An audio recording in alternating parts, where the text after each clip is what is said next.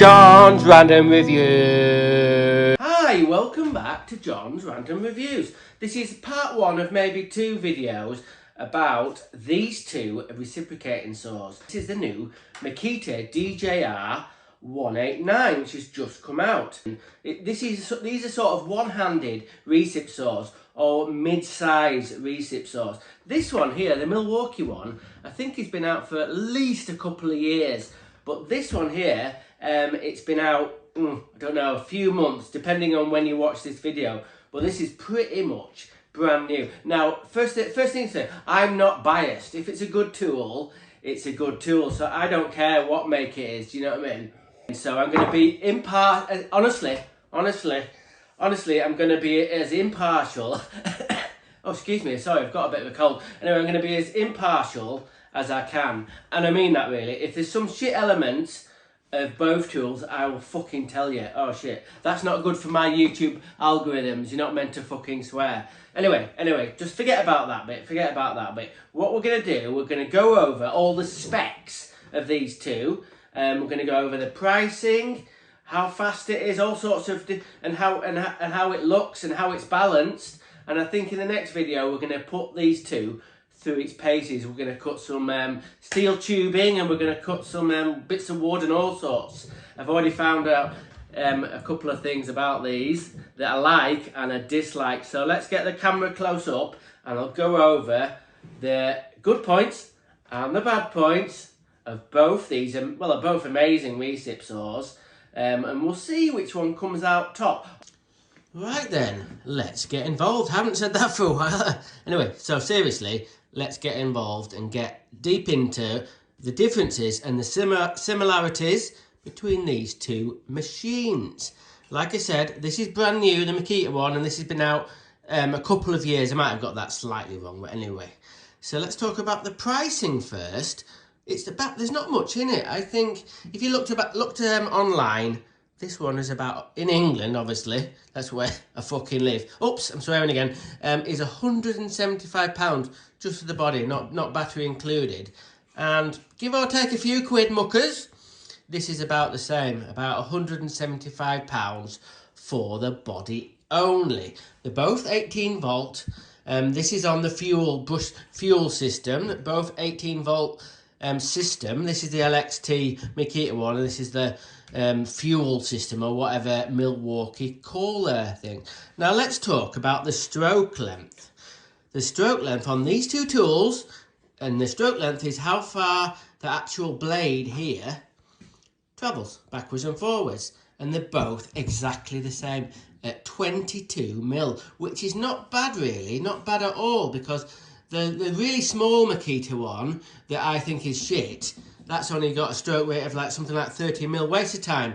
And of course, all the really big heavy recip saws, some of them have got a stroke length of about 33 mil. But this is 22 mil, not too bad. So you got plenty of cutting power with that 22 mil range on the thing. Now then, let's talk about the power. They both got brushless motors, which is really good.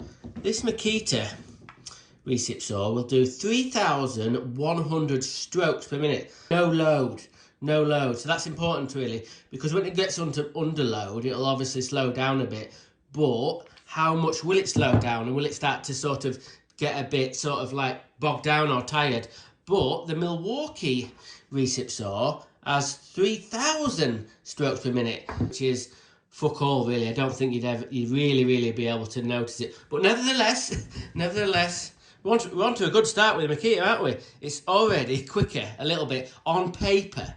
This is 3,100 strokes per minute, and this is 3,000. Not a great deal of difference, but you never know. When we do the testing, we might find out a little bit more. So let's have a look about the general design of it. It's got some. One thing I do like about these Milwaukee tools, I like the sort of the diamond pattern rubber over moulding. That's quite like it's quite a sticky rubber there. So you get plenty of grip there. So that's all right. As you can see, comparing the two, this one is a lot more sort of fatter here on the top, or bulbous. Can you say that word? Don't know. Anyway, look at them both together. The Makita one is slimmer there. and this one is quite almost like flat on the top. Now, talking about the weight, there isn't a lot in it. Again, talking about the price and the stroke length, I think the weight of this one is roughly 2.5 kilograms. And I think this is a tiny little bit, maybe 2.4 kilograms, something like that. This is slightly lighter. And as you look at it, you can see that this part of the tool is bigger. So there'll be a little bit more weight difference there. So this tool is slightly lighter, but honestly, you can't tell. If you picked them both up, you cannot tell. They seem to be weighted exactly the same weight. Okay, let's look at the head. Let's look at the head here. One thing, I know it's cosmetic, it doesn't mean anything, but I like how they've put this grey spray on here, and they've put Hacksaw. I think that's what the Yankees or the Americans sometimes call reciprocating saws, but it's got quite a nice little sort of metallic grey there, and it's got a light on it. We're going to look at the difference between the lights in a bit. Now, one thing I'm going to say about the shoe, which is this bit, the shoe on the Milwaukee is better. So that's bloody hell. Fucking hell, I'm giving a Milwaukee tool praise. But look at this. Look at the range there.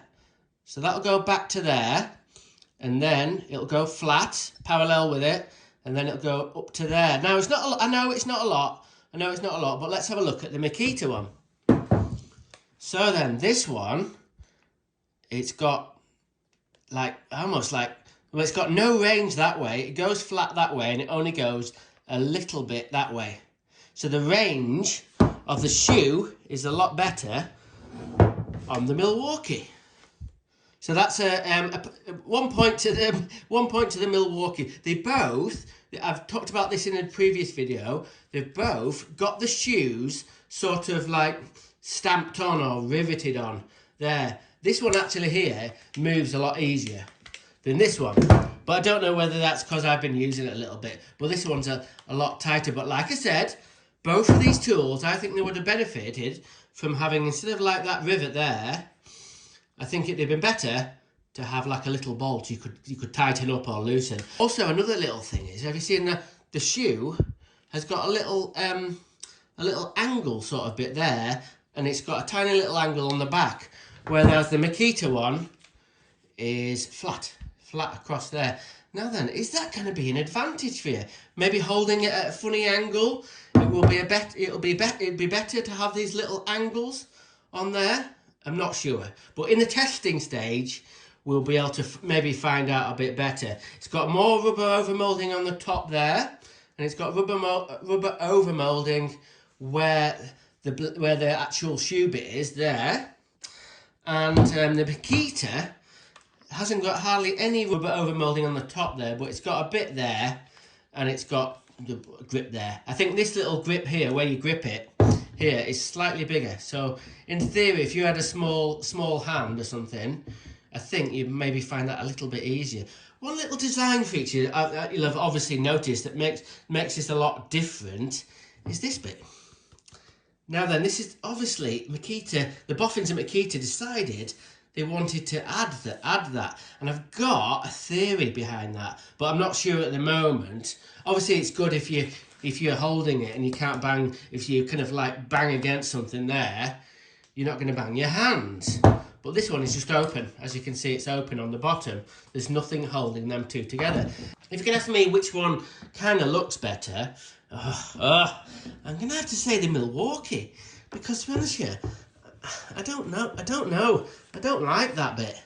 I don't like that bit there, that little bar. But I think it serves a purpose. Anyway, the next thing we're going to go through is how the blades connect onto the system. Now then, there is a lot of difference in this one. We'll go through the Milwaukee one first. And any big Milwaukee fans out there, you're not going to be fucking happy. But anyway, like I said I was going to, warts and all, didn't I, about this review. Now then, we'll hold this up, and this is how you take the blade off in the Milwaukee machine. You turn that there like that, and it releases. When you want to put the blade back in, you push the blade in like that, and then you turn it and it drops in like that. So you might be saying, what's wrong with that, John? Looks all right. Right, imagine you're on a work site, maybe your hands are wet, you've got thick gloves on, it's bloody cold. This little bit here, it's like a barrel with there are tiny little grips on it, but that bit's plastic. That bit's quite a hard plastic. So you can imagine if it was a cold day and you had gloves on, trying to fumble about to replace the blade, to get the blade out, to put a new one in. Personally, this is a technical term, but honestly, I think that's shit. I think the way they've designed that is shit, but I've got to... You won't know that until you see the other one. You might be thinking, well, that's all right, it's all right, just turn that. It's quite tight, but you can imagine that it got a little bit worn there, and you maybe have problems with taking the blade in and out. It's already bloody hurts my fingers just doing that. And the other thing is, to get a new blade in, you've got to turn it again to get it in. Now look at the Makita one. Look how they're designed the Makita one. So I've got a blade in at the moment. I hope you can see this. This bit here is made of a rubber. It's got a rubber. Hang on, let me just see if I'll... Yeah, that bit there is rubber. So what you do to release the blade, you can see how this little bit that sticks out, all you have to do, and look at it sideways, you see it sticks out from there. So if you've got some really, really thick gloves on, all you do is click like that. And did you hear it make that clicking noise? That means it's in open position, so I can take the blade out. Now when I put the blade back in, I don't need to fiddle with that collet bit again. All you do is, it's in. So it's like a one movement. Two things is, it's easier to release the blade because that bit is made out of rubber and it's easy to grab hold of. It's got a little lug there. So all you do is do it like that and you can hear the click. Take the blade out and then it's dead easy. Push the blade in and you're ready to go. So I think the Makita system of putting the blade in is a lot better. Shame on you, Milwaukee. That is a fail. That's a fail. But hang on a minute, it's not over yet. You see how in the Makita, it's all sort of open here. And you can see the sort of aluminium sort of body there. And you can see some nuts there. You can see some nuts holding it together. Now then, both Recip saws have got like a collar where the actual shaft goes into the tool. I think, if I can get the bloody thing to focus, I think they've got like a felt ring in there to stop dirt getting in there. But the problem I have with Recip saws, I'm a plumber, and some of the time I'm cutting a pipe like this. So the pipe's here, and then the pipe might be full of water, and water tracks down the blade, and it goes onto this bit, and it potentially could get all over these mechanical bits and get inside there. But the Milwaukee one, look at that. The actual rubber overmolding goes really close there. That is a lot better. Anyway, okay, next thing is the light. They're both all right, to be fair. When you turn the tool on, the light comes on. The Makita one, I think I'm going to do some kind of test in the dark, but the Makita one is not twice as good, but it's quite a bit better. This is only a tiny little LED. They both have a bit of a run on.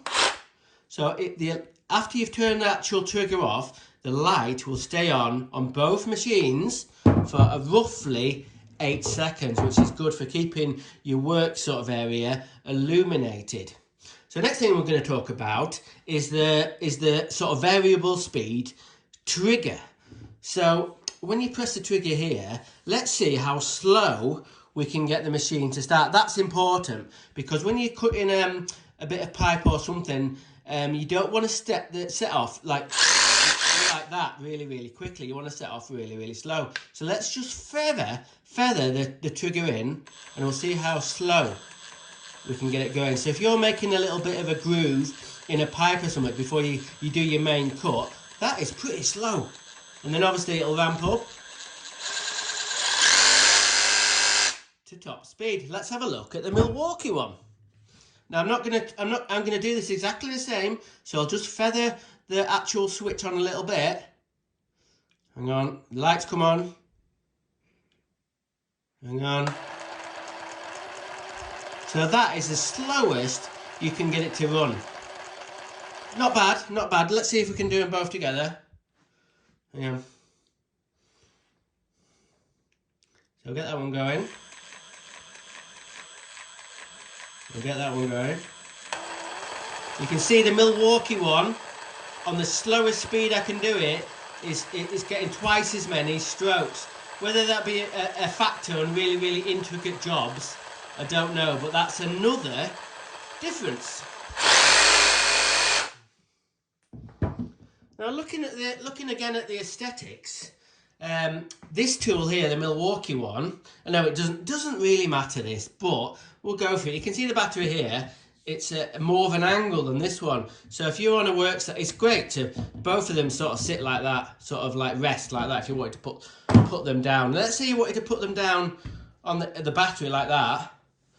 This one here, unless the fucking table was on a slope, this one does not stand up. But this one does. There we go. That's quite sort of level, and that one will stand up all day long. So that's another tiny little win for the Makita. Well, it doesn't really matter. Honestly, it doesn't really matter whether they fucking stand up or not. They're both sort of pretty much the same length. Pretty much the same length. There's not much in it there, as you can see. They're just slightly designed. The motor on this one is just kicked back a little bit, and the motor on the Makita one is more sort of 90 degrees, as you can see. And another thing, we'll go back to the shoe again, because I've got another interesting thing about the shoe. The shoe is actually on this one, the Milwaukee one, is slightly shorter. So when it's on fully stroke up, let me just try and pull it up. Can you see that? You'll be able to use, hang on, you'll be able to use all the blade. If you had it on the angle bit there, you'd be able to use all that range of blade. Now the Makita one, that actual shoe is higher. So even if you have it sort of, well, obviously it won't tip over that way. Let's just pull it up. As you can see, you've got a lot more teeth showing. Hang on, bloody focus. You've got a lot more teeth showing down there. So I think that's another little tiny win for the Milwaukee. It's like a fucking hell of a match, innit? Hell of a, you know, as you saw the last video, it's a right punch up. Do you know what I mean? But they're evenly matched. There's not a lot in it. They're the same price. They're roughly the same weight. They have the same stroke length.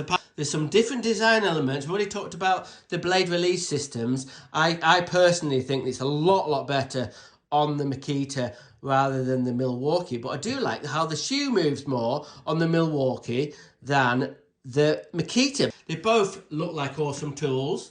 This one has got this, the Makita one's got this funny sort of extra bit there, and it's slightly lighter. Now then, the next thing is going to be, it's important, this is really important. We're going to do this in sort of 2 stages. What you get in these tools is a lot of vibration sometimes. So what have they done? What have they done to dampen the vibration? Because honestly, listen to me. I'm 52. I've been in the building trade for 36 years, and my hands are fucked. I've got like damaged nerves in the hands from using power tools. So it's really important, and a lot of the big manufacturers are making very, very good progress in making all the latest tools with the least, I'll get it out, the least vibration as they can, because they don't want the people getting damaged. All the little nerves, thousands and probably of nerves, get damaged by repeated vibration. First thing we're going to look at is where the batteries connect on. This is just a very personal thing, but personally, I prefer how the Makita battery releasing. It's just one little bit there, and it's dead easy to get off. Honestly, it's really, bloody hell, a 2-year-old could do it. Honestly, it's dead easy. Now the Milwaukee, as you know, if you're on the Milwaukee platform, that has 2 tabs. You push in there, and then when you push the tabs in, and I'm not exaggerating, I know this is a new tool, it might be need to wear out, but it's a lot tighter. And you might say, oh well, that's okay, it stops it falling off, but I can imagine getting a little bit of dust in there, a little bit of crap in there. It could be a right bugger to get. Anyway, that's just a little thing.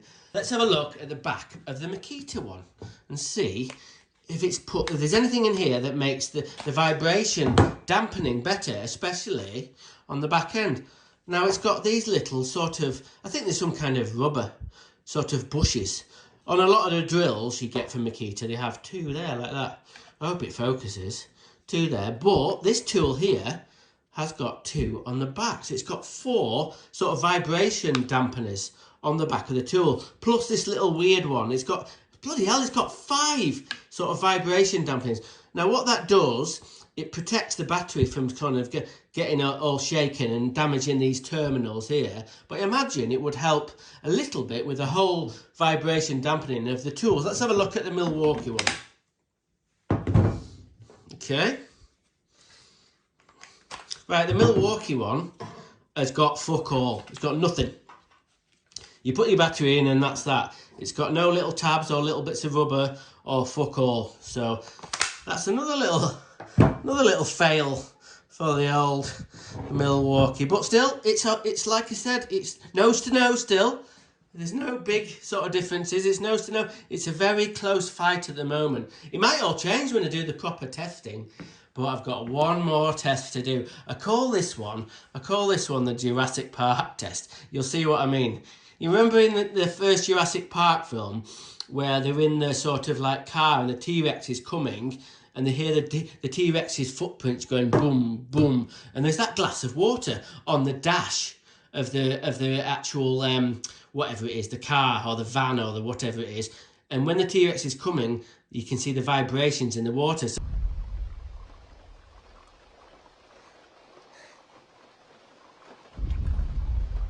So we're going to do a similar sort of thing. We're going to get these going and we're going to put a glass of water on the side and see which one makes the water sort of vibrate the most. Right then, this isn't going to be very scientific, but I've got a glass of water. You can see, bloody hell, I've got bad nerves. Let me just see if I can hold that as flat as I can. And you see that? That's nerve damage. That's not the whole story, because I've got bad nerves anyway, but I'm trying to hold that as flat as I can. As you can see, the surface of the water is rippling a little bit and I cannot hold it flat. But what happens if we get these tools going and we try and balance some this glass of water on the side? So in my kind of not very scientific test, I'm going to hold on to it like that and press the trigger. And what I'm going to do, this is a bit cack-handed, I'm going to just balance that on there. Now, I'm not going to put any weight on it, so I'm just going to stop it falling off. It won't stay on there by itself. And then we're just going to see how much, just let it settle down a little bit. And then we're going to get it going and see how much vibration we've got through the water.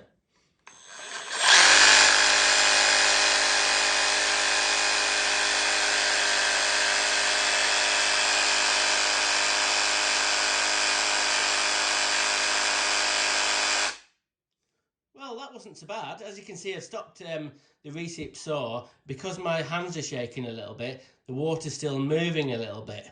So I'll tell you, there's hardly any vibration when this tool gets set. You can see it. Can you see that? Let me just put my hand up. Now then, check out this one. Milwaukee users, look away. You're not going to fucking like this at all. You're not gonna, and I fucking don't. It's not. Sorry, fucking hell. It's fucking. I tell you what, it's not fucking good enough. My hands are fucking wrecked by fucking vibration through tools. So let's just check this. Like I said, it's not very scientific, but let's get the water on here. Let's get the water and try and. I'm just holding it like that. Are you ready? I'm not fucking with you. Are you ready?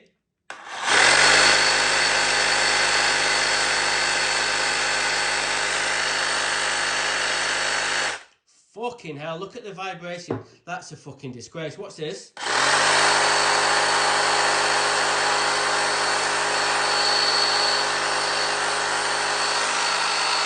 That is fucking terrible. Fucking hell. Shame on you, Milwaukee. Right then. Excuse me. Sorry about... I'm being a bit fucking thick here. I'm being a bit thick. No, bear in mind, right? Bear in mind that I'm in the middle of the flu. Man flu, so I'm not very well. I took my eye off the ball and I apologise. On about my fucking stupid Jurassic Park fucking vibration tests, it's pretty obvious why this fucking tool vibrates more than the other one. Why I didn't put it on the video. I'm waffling on about this bar here and what's it for. It's a fucking stabilisation bar. It serves a purpose. It stops it flexing there. You know, I said that thing where it's not going to bang your hands. It's not there for that. There might be some kind of balance bar in because both these tools are balanced quite well, but it's to stop it flexing. If you can stop it flexing and make it more rigid there, that means it's gonna have less vibration. That's what that's for, and that's what makes this tool better than the other one. I'm going to try and do this, flex this one. This one is obviously open, and if I you probably can't see it, but it flexes there, so you're going to get more vibration. Anyway, sorry about the bloody confusion. Fucking hell, so one of the main things, we haven't done the testing about how powerful it is, but it's about usability. You can imagine, I've only used that for fucking a few seconds, and my fans have already kind of gone a bit, like, this fucking vibration on that tool is fucking shocking. Anyway, so, bloody hell, I think Makita's sort of edging ahead slightly. Like I said, they are very close. We haven't done the testing yet, but bloody hell, Milwaukee. Tell you what, it's not looking good. It's not looking good at all. But no, what I'm gonna do now is I'm gonna leave it. We're gonna post this video, and I'm gonna do another video with some cutting. We're gonna put it through its fucking paces. We're gonna have it cutting all sorts of different stuff and see how it performs in the field, if you like, or on the cold front. We're gonna really put these two tools through the paces, because if they cut through like a pipe, this one cuts a lot quicker than that one through the pipe.